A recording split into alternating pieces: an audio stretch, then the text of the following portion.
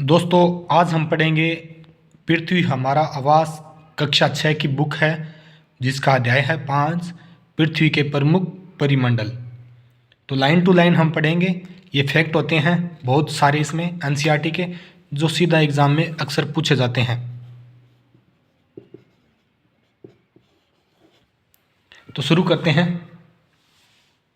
कि पृथ्वी एकमात्र ऐसा ग्रह है जिसमें यहाँ हम जीवित रह सकते हैं। तो पृथ्वी ग्रह है, तो ये आपको पता ही है। तो पृथ्वी के अलावा कौन कौन से ग्रह होते हैं कमेंट करके ज़रूर बताएं, क्योंकि इससे पहले हमने जो वीडियो डाली थी उसमें हमने सभी ग्रहों की जिक्र किया है। जीवमंडल के लिए हमें आवश्यक तत्वों की ज़रूरत होती है। जीवन जीने के लिए हमें भूमि चाहिए अच्छी, हमें जल चाहिए, और हमें क्या चाहिए? हवा। स्वस्थ वातावरण चाहिए, हमें अच्छा जल चाहिए और भूमि चाहिए। ये इसके 3 घटक हैं। और पृथ्वी की सतह ऐसी है जिसमें पर्यावरण के ये तीनों घटक आपस में मिलते हैं तथा एक दूसरे को प्रभावित करते हैं। पृथ्वी का ठोस भाग है ना, जिसमें हम रहते हैं, उसे कहते हैं स्थल, या हम उसे कह सकते हैं भूमंडल।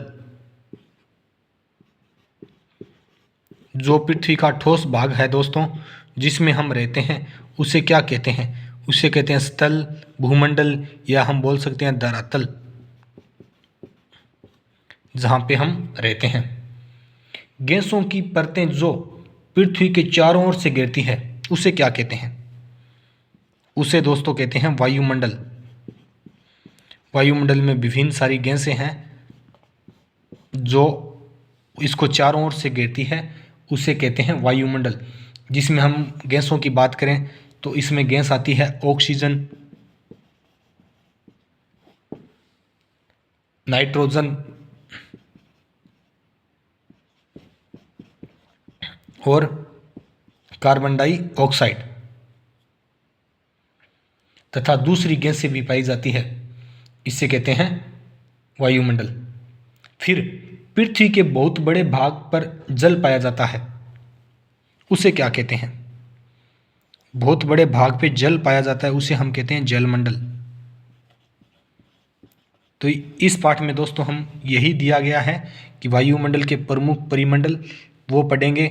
यानी हम पहला पढ़ेंगे भूमंडल के बारे में, फिर हम पढ़ेंगे वायुमंडल के बारे में, और फिर हम पढ़ेंगे जलमंडल के बारे में। तो पहले हम बात करते हैं भूमंडल की।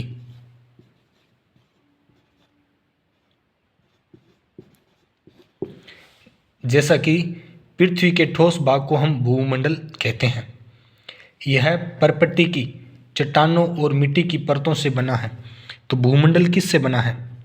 ये क्वेश्चन आए तो आप कहेंगे सर चट्टानों और मिट्टी से भूमंडल बना है, क्योंकि हम धरातल पे यही तो देखते हैं। ये इससे ये बना है जिसमें जीवों के लिए पोषक तत्व होते हैं। जो भी इसमें जीव निवास करते हैं, इनके पोषक तत्व हमें इन्हीं से प्राप्त होते हैं। तो ये पूछें तो पोषक तत्व कहाँ से प्राप्त होते हैं? तो भूमंडल से पोषक तत्व प्राप्त होते हैं। फिर हम बात करते हैं पृथ्वी की सतह को 2 भागों में बांटा गया है। इससे धरातल को 2 भागों में बांट दिया। अब वो भाग हैं, स्थलीय भाग को हम महाद्वीप कहते हैं। जो स्थल का क्षेत्र है ना, महाद्वीप। तो आप दोस्तों कमेंट करके बताओ हम कौन से महाद्वीप में रहते हैं, एशिया या यूरोप।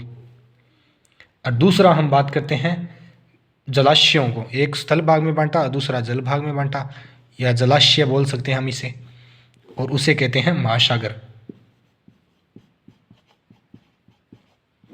यानी धरातल 2 भागों में बंटा हुआ है भूमंडल।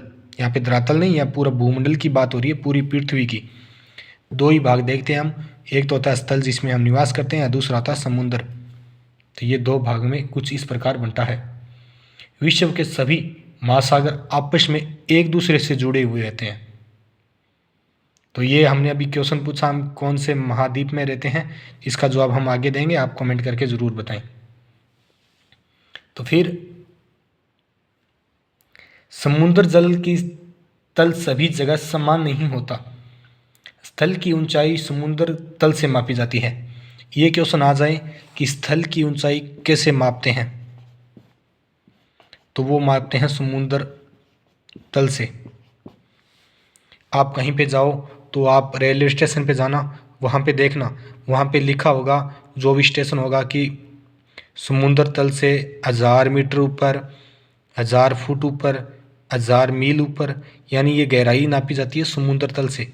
जो भी वहाँ का क्षेत्र होगा ना, कितना ऊंचाई पे है, उसके आधार पे नापते हैं। यानी समुद्र का जो तल है ना, वहाँ से धरातल की ये ऊंचाई मापते हैं। फिर मापने के बाद में हम बात करते हैं विश्व का सबसे ऊंचा शिखर। विश्व का सबसे ऊंचा शिखर कौन सा है, तो वो है दोस्तों माउंट एवरेस्ट। आपने नाम सुना ही होगा।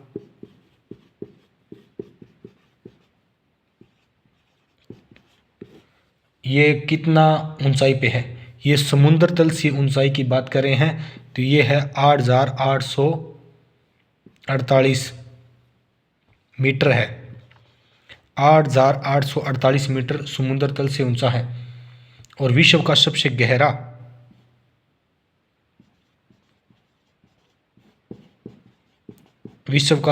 गहरा भाग की हम बात करें ना, या गर्त बोलते हैं जिसे, उसका नाम है मेरियाना गर्त।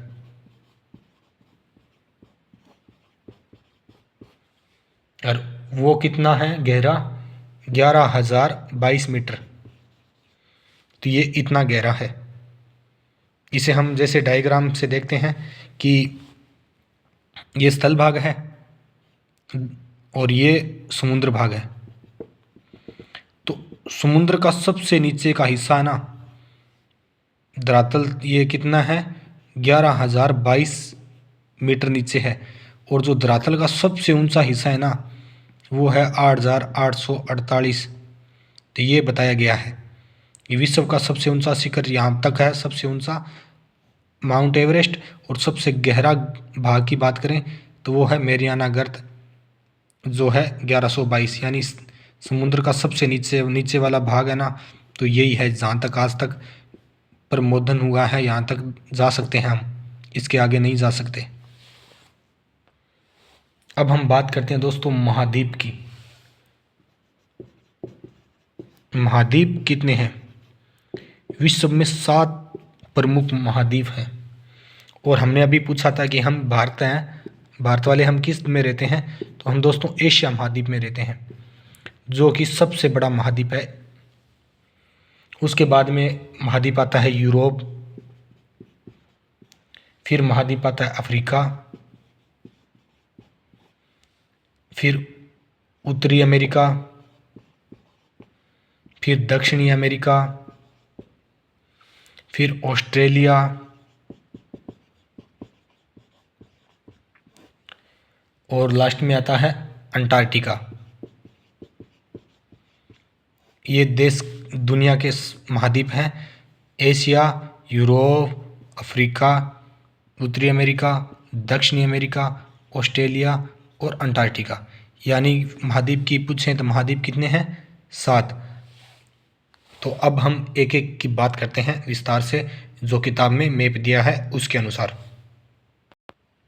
कुछ इस प्रकार का नक्शा दोस्तों एनसीईआरटी में दिया गया है। आप देख सकते हो कि जो ये भाग है ना इस रंग में, ये है एशिया, और ये जो ऐसा आपको दिखाई दे रहा है ना, ये है भारत। तो भारत में आप गौर से देखेंगे कि हिमालय पर्वत भारत में है, भारत के ऊपर की ओर, और तिब्बत का पठार जस्ट इसके ऊपर है। और सबसे बड़ा जो हम महाद्वीप की बात करें तो ये है एशिया। और एशिया के ना जस्ट यहाँ से भारत के बीच से एक रेखा गुजरती है, उसे कहते हैं कर्क रेखा, जो है 23.5 डिग्री उत्तरी अक्षांश पे। तो भारत से कौन सी रेखा गुजरती है? कर्क रेखा। तो ये है। उसके बाद में 2 नंबर की हम बात करें तो वो है यूरोप महाद्वीप, इसके पास वाला बिल्कुल। यूरोप और एशिया को कौन अलग करता है? इन दोनों के बीच में एक पर्वत श्रृंखला है जिसका नाम है यूराल पर्वत। ये दोनों इन दोनों को अलग करता है। फिर उसके बाद में हम नीचे चलते हैं थोड़ा, तो आता है अफ्रीका। ये भी एक महाद्वीप है और इसमें हम बात करें तो दोस्तों विश्व की सबसे लंबी नदी है ना, नील नदी, अफ्रीका महाद्वीप से गुजरती है। और एटलस पर्वत आपने नाम सुना होगा, तो वो अफ्रीका महाद्वीप के उत्तर की ओर है, यानी कर्क रेखा से ऊपर की ओर। और इसमें मेन बात ये है कि इस महाद्वीप से तीनों रेखाएं गुजरती है। आप देख सकते हो कर्क रेखा, भूमध्य रेखा और मकर रेखा। ये तीनों रेखाएं किस महाद्वीप से गुजरती है? एकमात्र महाद्वीप है अफ्रीका जिनसे ये तीनों रेखाएं गुजरती है। और भारत के अंदर से कर्क रेखा एक ही गुजरती है। और दुनिया का सबसे बड़ा मरुस्थल है ना सहारा, वो भी अफ्रीका में ही है। उसके हम बाद में बात आते हैं, इस तरफ करते हैं। एशिया किस तरफ है? एशिया ये पूर्व की तरफ है। ये देखो, आप देख सकते हो, क्योंकि ये पूर्व वाला हिस्सा ये हो गया। फिर हम बात करते हैं उत्तरी अमेरिका। उत्तरी अमेरिका में दोस्तों दक्षिणी भाग से कर्क रेखा गुजरती है। और उत्तरी अमेरिका में अल्पेशियन पर्वत आप देख रहे हो, तो वो यहीं पे है। रॉकी पर्वतमाला की बात करें तो वो भी उत्तरी अमेरिका में है। फिर जस्ट इसके नीचे दक्षिणी अमेरिका। उत्तरी अमेरिका और दक्षिणी अमेरिका के बीच में एक इनको जोड़ने वाले है। कौन जोड़ता है? तो पनामा इन दोनों को बीच में से जोड़ती है। फिर बात करते हैं दक्षिणी अमेरिका। तो दक्षिणी अमेरिका महाद्वीप से दो रेखाएं गुजरती है, ऊपर की ओर भूमध्य रेखा और नीचे की ओर मकर रेखा। और अमेजन नदी जो सबसे लंबी नदी है, वो इस दक्षिणी अमेरिका महाद्वीप से गुजरती है। और आपने नाम सुना होगा दोस्तों, विश्व का सबसे लंबी पर्वत श्रृंखला एंडीज पर्वत, जो इसके पूरे एक तरफ पश्चिमी भाग में फैली हुई है, तो वो है दक्षिणी अमेरिका में। तो ये महाद्वीप थे। फिर हम बात करते हैं ऑस्ट्रेलिया महाद्वीप। तो ये ऑस्ट्रेलिया महाद्वीप के बीचों बीच से रेखा गुजरती है, मकर रेखा। और ग्रेट डिवाइडिंग रेंज आपने नाम सुना होगा, तो वो भी यहाँ पे है। ग्रेट सैंडी डेजर्ट भी यहीं पे है ऑस्ट्रेलिया में। और इस ऑस्ट्रेलिया को ना द्वीप या महाद्वीप भी कहते हैं। फिर लास्ट में हम बात करते हैं अंतिम 7वां महाद्वीप, जो है आर्कटिका। आर्कटिका दोस्तों दक्षिणी ध्रुव की ओर है, जहाँ पे हमेशा बर्फ़ जमी रहती है और जहाँ पे मानव का निवास नहीं होता। यहाँ पे कहें तो मानव रहता ही नहीं, क्योंकि रहने के लिए अनुकूल दशाएं, वातावरण जो चाहिए वो इसमें नहीं है, तो यहाँ पे नहीं रहते कोई भी। लेकिन यहाँ पे शोध चलते रहते हैं। तो भारत की ओर से 2 शोध यहाँ पे किए गए हैं, जिनका नाम है मैत्री और गंगोत्री। अब हम बात करते हैं सबसे बड़ा कौन है इनमें से। तो सबसे बड़ा दोस्तों इसमें से है एशिया। एशिया के बाद में हम बात करते हैं तो दूसरे नंबर पे आता है अफ्रीका। अफ्रीका के बाद में आता है उत्तरी अमेरिका। उत्तरी अमेरिका के बाद में आता है दक्षिणी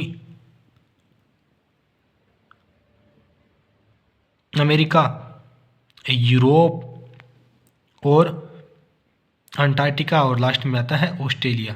ये कुछ इस प्रकार इनका क्रम है। कुछ इतना ही था इनमें जो हमने चार्ट के माध्यम से देख लिया। अब हम आगे बात करते हैं सेकंड की, यानी हमने स्थलमंडल का अब तक देख लिया। अब हम जलमंडल की बात करते हैं। सेकंड जलमंडल। तो जलमंडल दोस्तों पृथ्वी को नीला ग्रह कहते हैं, क्योंकि ये पृथ्वी है ना वो ऊपर से देखने में नीली दिखाई देती है, इसलिए इसे नीला ग्रह कहते हैं। और कुल पृथ्वी में ना 71% भाग पे दोस्तों, ये ज़्यादा वाला भाग है ना, वहाँ पे क्या पाया जाता है? जल। और 29% भाग पर ही हम निवास करते हैं। जनता या जनसंख्या या लोग बोले तो मात्र 29% पे निवास करती है। और अधिकतर भाग में आप देखोगे मैप में तो यहाँ पे जल पाया जाता है। जलमंडल में जल के सभी रूप उपस्थित होते हैं, जिसमें महासागर एवं नदियाँ, झीलें, हिमनदियाँ, भूमिगत जल जो भी होता है सभी वाष्प इसमें सम्मिलित होते हैं। लेकिन हम पीने योग्य जल की बात करें ना, जो हमारे पीने लायक है, इस जल को हम पी नहीं सकते, ये लवण युक्त होता है, इसे हम पी नहीं सकते। और हमारे पीने योग्य पृथ्वी पर जल कितना है, 0.03% ही है दोस्तों। तभी सरकार अलग अलग योजनाएं चला रही है कि जल ही जीवन है, क्योंकि जल हमारे पास 1% भी नहीं है, 1% से भी बहुत कम है, 0.03% ही है जल। फिर हम बात करते हैं कि पृथ्वी पर पाए जाने वाले जल का 97% से अधिक भाग महासागर में पाया जाता है। इसका जो भाग जल है ना, 97% महासागरों में पाया जाता है। और यह इतना खारा होता है ना कि हम इसे पी नहीं सकते। अगर हम पी भी लेंगे ना तो हम मर जाएंगे, क्योंकि ये हमारे लायक नहीं है। फिर बात करते हैं महासागर। महासागरीय जल हमेशा गतिशील रहता है, ये जल गति करता रहता है। और तरंगें, ज्वार भाटा तथा महासागरीय दरवाएं, इनमें तरंग आती है। ज्वार भाटा आपने नाम सुना होगा, ये आते हैं। और धाराएं, महासागरीय धाराएं और महासागरीय जल की 3 मुख्य शक्तियां हैं। बड़े से छोटे आकार का क्रमश 5 महासागर प्रमुख हैं। अब हम बात करते हैं पृथ्वी पे कितने महासागर हैं। पहले हमने बात की महाद्वीप की, तो महाद्वीप दोस्तों हमने 7 बताए, लेकिन महासागर कितने हैं, 5। तो सबसे पहले बात करें प्रशांत महासागर, जो सबसे बड़ा महासागर है, सबसे बड़ा 1 नंबर पे। फिर उससे छोटा महासागर की हम बात करें तो वो है अटलांटिक। और तीसरा हम बात करें तो वो है हिंद महासागर। और चौथे महासागर की हम बात करें दोस्तों तो वो है दक्षिणी महासागर। और 5वें महासागर की हम बात करें तो वो है आर्कटिक।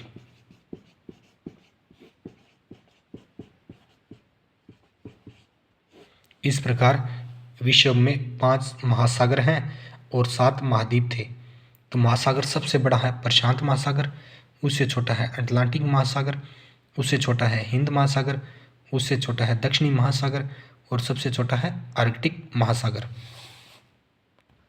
तो सबसे पहले हम प्रशांत की बात करते हैं। मैप दिया गया है, उसमें आप देख सकते हो कि ये सबसे बड़ा महासागर है। यह पृथ्वी के 1/3 भाग पे फैला है, 1/3 भाग पे फैले वाला ये महासागर है।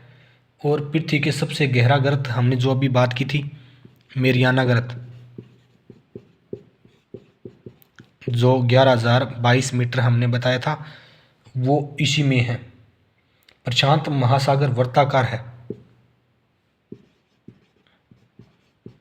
ये वर्ताकार आकार में है।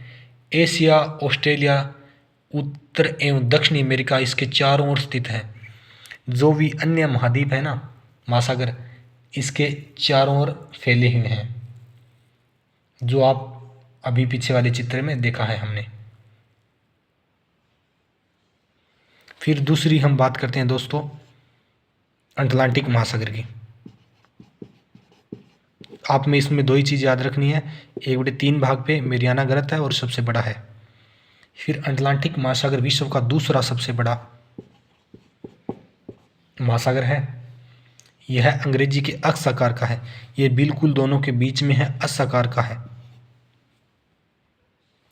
इसके पश्चिम किनारे पर उत्तरी एवं दक्षिणी अमेरिका है। यानी इसके इस तरफ हम बात करें ना, ये इस अक्ष आकार में फैला है, यहाँ पे उत्तरी अमेरिका, यहाँ पे दक्षिणी अमेरिका, इस तरफ यूरोप, एशिया, अफ्रीका, इसमें ये इनके बीच है अक्ष आकार में, ये इसमें इतना ही है। और व्यापार की दृष्टि से सबसे बढ़िया और व्यस्त मार्ग यही है, इसके जरिए व्यापार होता है दुनिया में ज़्यादा। तो सबसे व्यस्त मार्ग अटलांटिक महासागर का है। फिर हम आगे वाले महासागर की बात करते हैं, हिंद। हिंद महासागर भारत के जस्ट नीचे आप देखोगे तो आपको दिखाई देगा, वो है हिंद महासागर। एक ऐसा महासागर है जिसका नाम किसी देश के नाम पर यानी भारत के नाम पर रखा गया है। तो भारत में हिंदू लोग रहते हैं 80% से भी ज़्यादा, तो इसके लिए इसका नाम हिंद महासागर पड़ा। यह महासागर लगभग त्रिभुज के आकार में है। उसका आकार अस्था, इसका आकार है त्रिभुज। ये त्रिभुज के आकार में है। इसके उत्तर में हम बात करें ना, ऊपर की ओर तो एशिया, यानी भारत एशिया में आता है, तो ऊपर की ओर एशिया, इसकी ओर इस तरफ है पश्चिम में अफ्रीका, और पूर्व की ओर ऑस्ट्रेलिया। इन तीनों के बीच में फैला है और ये त्रिभुज की आकृति बनती है, यानी इस लास्ट में ऑस्ट्रेलिया, इस तरफ अफ्रीका, उत्तर की ओर एशिया। तो ये हिंद महासागर। दक्षिणी महासागर की हम बात करते हैं उसके बाद में।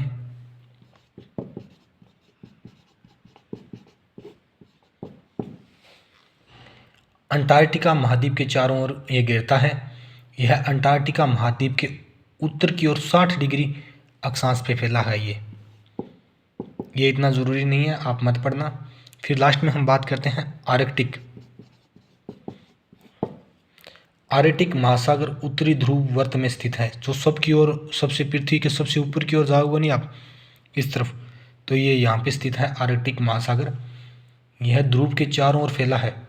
यह प्रशांत महासागर के छिछले वाले एक संकरे मार्ग से जुड़ा है, जिसे हम क्या कहते हैं, बेरिंग जल संधि। बेरिंग जल संधि की बात करें तो इसमें आप बात आ सकते हो, यही महासागर होगा। तो बेरिंग जल संधि के नाम से भी जाना जाता है। यह उत्तरी अमेरिका के उत्तरी तटों और यूरेशिया से घिरा है, जो सबसे ऊपर की ओर है वहाँ पे। तो ये दोस्तों थे वही सभी महासागर और महाद्वीप हमने पढ़े थे 5, महासागर हो गए 7, सॉरी महासागर हमने 5 पढ़ लिए और महाद्वीप हमने पढ़े थे 7। ये याद रखना, जहाँ पे निवास करते हैं वो संख्या ज़्यादा है उसकी 7, और महासागर की है कम 5। अब लास्ट हम बात करते हैं वायुमंडल।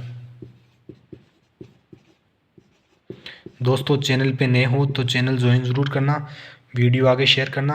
हम एनसीईआरटी से सभी रिलेटिव फैक्ट हम लाइन टू लाइन चर्चा करेंगे, और नोटिफिकेशन ऑन करना ताकि हमारी हर वीडियो आप तक टाइम टू टाइम पहुंच पाए।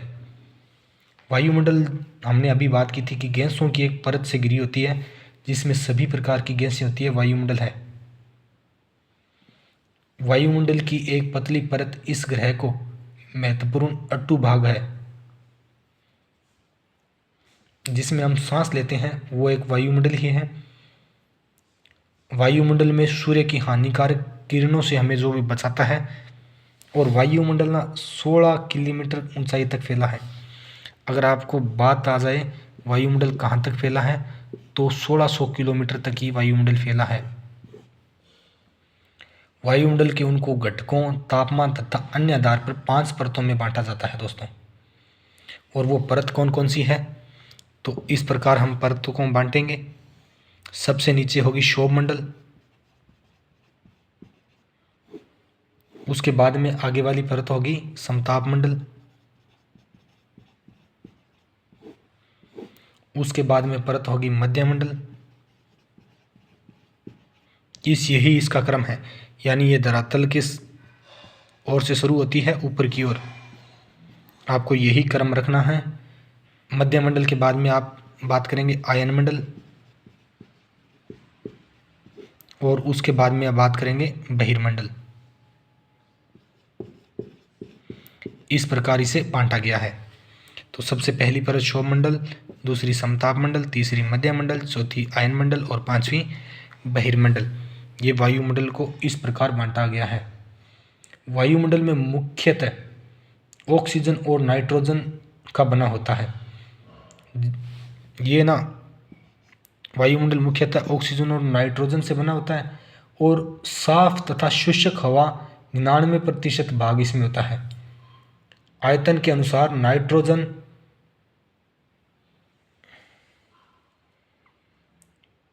नाइट्रोजन इसमें दिया है दोस्तों, कितना है सबसे ज़्यादा नाइट्रोजन ही 78। उसके बाद में ऑक्सीजन है वायुमंडल में 21%, तथा दूसरी गैसें जो भी है कार्बन डाइऑक्साइड, ऑर्गन इत्यादि, इनकी मात्रा ना 1% है या इनसे भी कम है। तो आप महत्वपूर्ण है छठी क्लास के हिसाब से नाइट्रोजन 78 और ऑक्सीजन 21%। वायुमंडल हो गया। लास्ट में हम पढ़ते हैं जीवमंडल। लास्ट तो जीवमंडल स्थल, जल तथा हवा के बीच का एक सीमित भाग है। स्थल, जल और हवा, इन तीनों के बीच का एक सीमित भाग है। यह भाग है वहाँ मौजूद है जहाँ जीवों का बहुत सी प्रजातियाँ निवास करती है, जिसमें हम भी रहते हैं। जीवमंडल को प्राणियों का मुख्य 2 भागों में बांटा जाता है। इसे 2 भागों में बांटते हैं,